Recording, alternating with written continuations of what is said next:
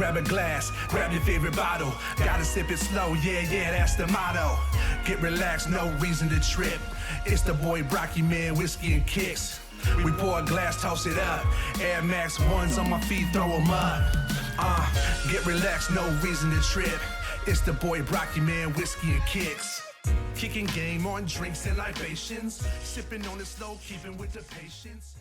Tom Gale, Director of Operations and Executive Bourbon Steward of Virtue Feed and Grain Restaurant in Old Town, Alexandria, Virginia. I have this as my second career in life, which I'm thoroughly enjoying every day. My name is Bill Thomas. I'm the owner, or one of the owners, of Jack Rose Dining Saloon here in Washington, D.C., which is probably the largest whiskey bar in the country, for sure.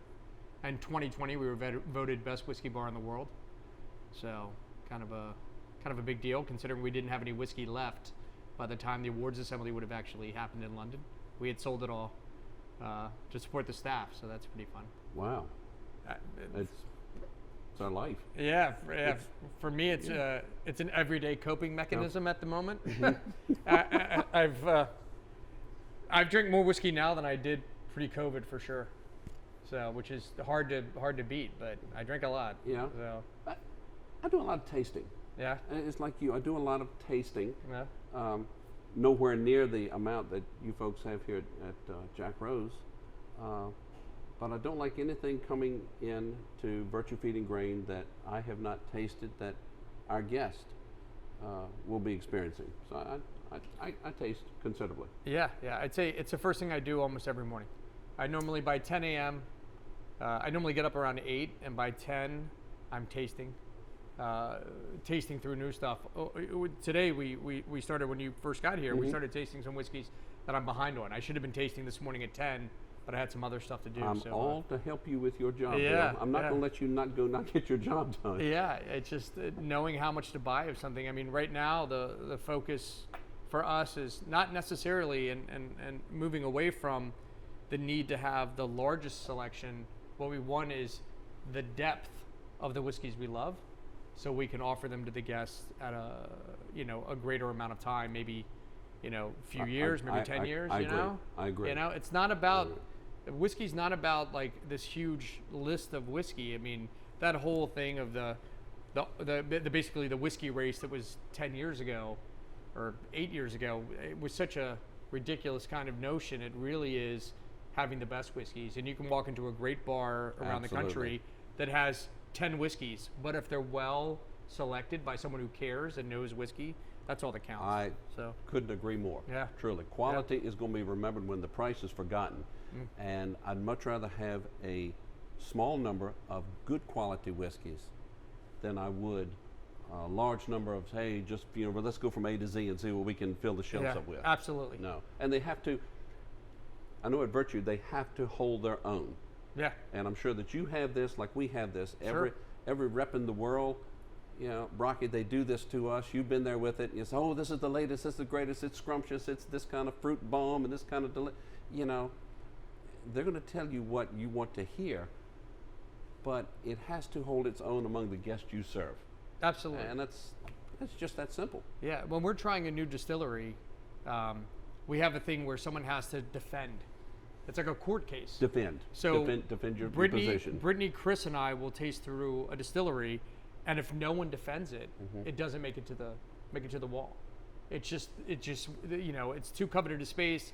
Plus, there's a level of expectation of quality when you walk in the door. So, in a sense, we're trying to take some of that, mystery of, is this going to be worth me paying the dollars for? Exactly. We want to make sure that the guest has the ability to have the best whiskey at the best price that we can. At the best price you can, because that's what it's all about.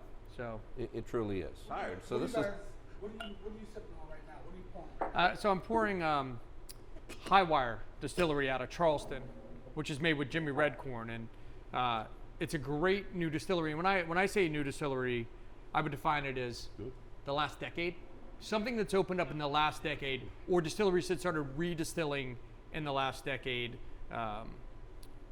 And this is one I think the best. And I don't think, to be honest with you, I don't think there's that many. Like I don't sit down and go, there's 2,000 new distilleries or 600, 800, whatever it is. Like for me, there's 20 that I really am, fond of. And then, some that I like, maybe the rye, maybe the bourbon, maybe. Now, there's still a lot of distilleries in America that I haven't had the opportunity to try. But you're working on it. Still working through it. You're working through it. But there's 20 that when I say you can put them up against the best of the category, that's where they are. And I think Highwire, with the Jimmy Red expression, is in that category. Wow. So, Wow. I think it's the most unique. They took it, like I said, from an agricultural standpoint. 100% corn. 100% corn. Red corn. Red corn. Totally focused on that. They come from a organic food background, and husband and wife team, Scott and Ann. Small production, right in the heart of Charleston. I just think they're doing amazing stuff. So they know the source, they know the water, they know the corn, they know the farmers. That's so they're important. growing stuff in Oaxaca. You hear so many restaurants and so many operations very much like us, the farm to table, to table. Yeah. You and I would take it to another extent and say farm to flask, which I'm very good with that. We have a particular vodka in our state, Spirits of the Blue Ridge. Everything is sourced right there in Virginia, Right. and it makes a big difference. Yeah. And I'm all for that, because not only when you speak with a guest, you can actually tell them, I know as much as humanly possible about this I am about to present to you for your enjoyment, Right. as opposed to reading on a website or reading on a sheet of paper they'll send you. This is where I don't say I'm jealous or envious, but I'm jealous and envious that you've got the right, you can do so much of this, and we in Virginia currently don't have that ability. Yeah. Hope to. Tom, let's speak to that a little bit. Yes, sir. The difficulties that you run into getting whiskey into Virginia compared to someone like Bill Thomas, who's here in D.C. seemingly gets hands on everything. Yeah, I thought this was going to be a friendly conversation, Brocky, Bill. I thought we were all going to get along as friends. When folks ask me, and I'm a blessed person, I have a family that we work for that I don't think they know how to say no to me, which scares me. A lot of times they'll say yes in a different way, but they don't say no because they allow me to seek out, as long as we are within legal means, to have something that we can serve our guests at Virtue Feed and Grain. To have the amount and type and quality of whiskey, of bourbon, of the spirits that we offer, Bill, Brocky, it's just about the equivalent of driving a toaster through a car wash and expecting to come out safe on the other end. A lot of times it is. A lot of times it's dumb luck. A lot of the time, which is most of the time, it's a lot of hard work. It's a lot of hours put forth. I am envious when I look out of my office window and I can see the district and I can see Maryland. I kind of know what Moses felt like. He says, "Oh, that's the promised land. Yeah, you can't go, but everybody else is going, okay?" And I wish things were a little different. I'm hoping it will be. We're working as hard as we possibly can to make it different. But until that time comes, we have to use what we can do. So, like these two items right here, for example, just two items off this plethora of wonderful spirits. Neither one can I get in Virginia. Neither one. I can get it from my personal consumption, my personal bar, which I very seldom do anymore, which people think I'm handing them a line, but I don't. I'm kind of like Tom Hagen in The Godfather. I have a special practice. I serve one client. Yeah. And these are two fine, this family right here, and I call this a family, the Willett. Here I've learned about these folks in South Carolina. Not yet, because the laws are so different and stringent, and the terms, I'll call it, are so different.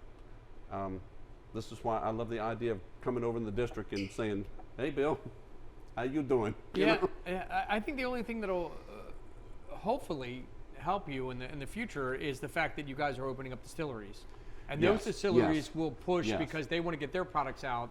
I agree. That's your closest thing for Virginia and other states. I think that if anything, distilleries will probably pave the way for increased laws and openness within the state. I think that's the best thing to hope for.